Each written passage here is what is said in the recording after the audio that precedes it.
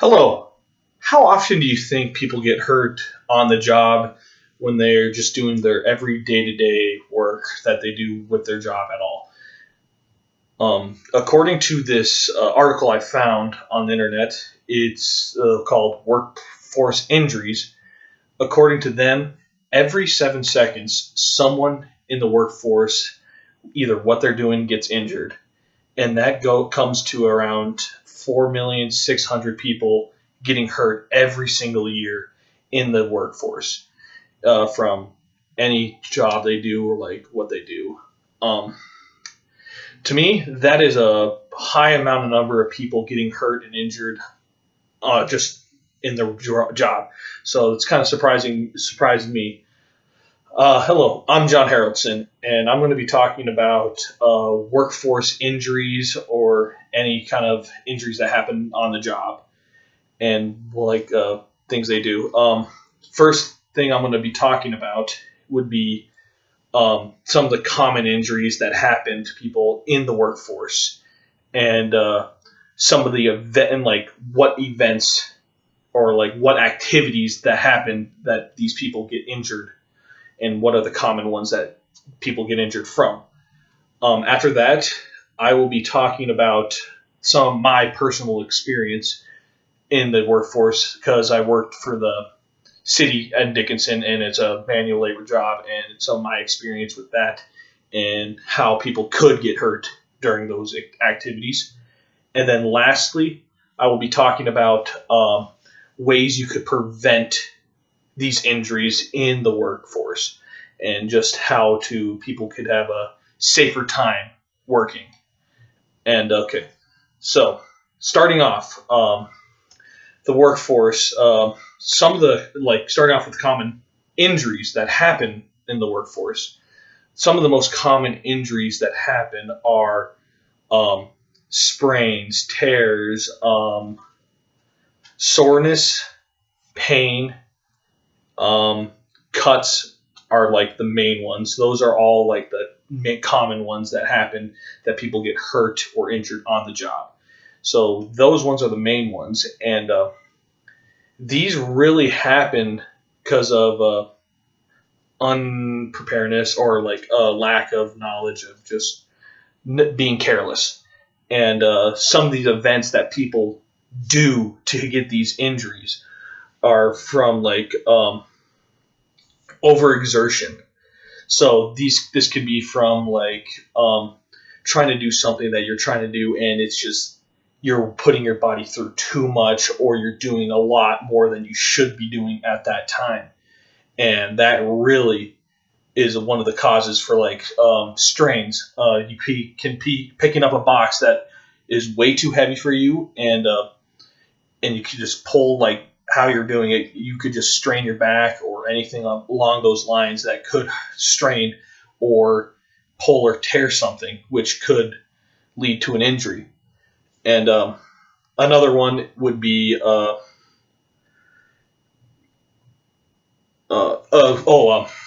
contact with equipment.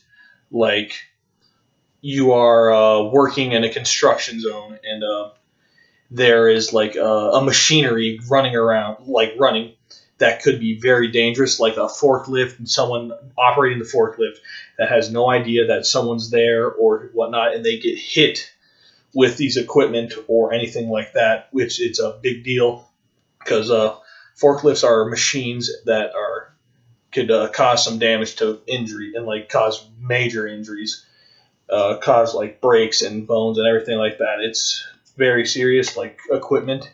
When you're working around that, it is very important that you are taking the most precautions with those.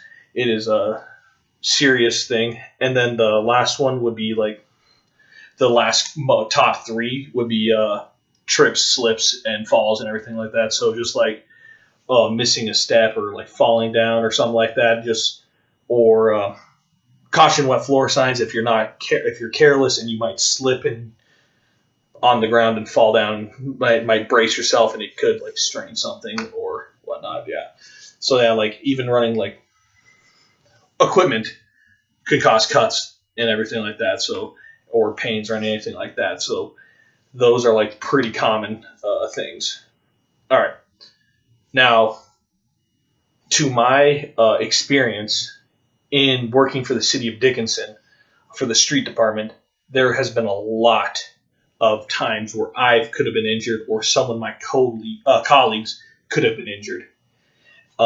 Just for an example, we do a lot to work on the street because we work for the street department. We fix the roads and all that. So there's constantly vehicles coming down, and like there's multiple chances that you could get injured from one of these vehicles or like get clipped. So that's why you always have to safety precautions by putting up cones and everything like that to make sure that the workers are safe and trying to prevent that stuff, which is good. Just remind me of one time that we were in Dickinson.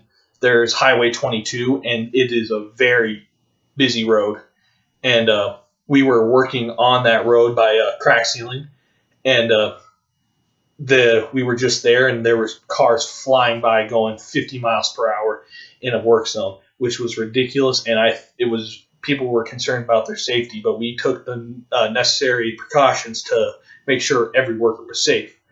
And then come down to it that there was a car accident too, which could have been one of us. If it was closer to us, it could have happened, and then someone could have seriously been injured. So that's just some of my experience that in working high manual labor jobs like construction and all that, safety is a number one priority, and injuries could happen, and it's just best to prevent it. Talking about preventing workforce injuries, that's what I'm going to be talking about, is preventing these things. And according to a website that I found, it was top 10 tips to prevent workplace injuries. That's what the article was called. And one of them was incorporate safety and wellness plans. So try to find a plan that could prevent these things from happening, from people straining themselves or getting cut somehow, or just any way that they could prevent an injury. Incorporating a plan to make sure that people are doing the right things and being safe is utmost importance in the workplace. Another tip that they had was provide the right protective equipment, like if for like working construction, making sure they have the necessary equipment like hard hat, goggles, anything to prevent like shrapnel from or gravel or anything to go in their eyes, falling objects, anything like that to help them. The workforce or the company should provide those things for the employees so they do work safe and can prevent injuries.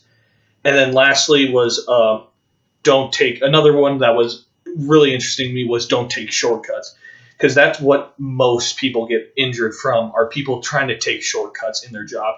Oh, there's a this is taking way too long. There's a shorter the way we could do it, and no one will know. But taking those shortcuts could seriously injure someone. Something could go wrong just because you didn't take the right necessary steps to prevent that and not following the exact rules. It could be detrimental. It could cause death on the work site, which is not a good time, and no company wants that. So not taking shortcuts is a big no-no, and should just follow the rules and step by step. So talking about workplace injuries, I think that the thing you should really take into account is trying to prevent these. Workplace injuries happen every 7 seconds. There's a workplace injury. So preventing them could be very helpful, and making sure the workers are safe. Safety is top priority, I think, because a safe worker is a happy worker. So I think preventing workplace injuries is a good thing, and trying to prevent them is what you should take from this. Thank you.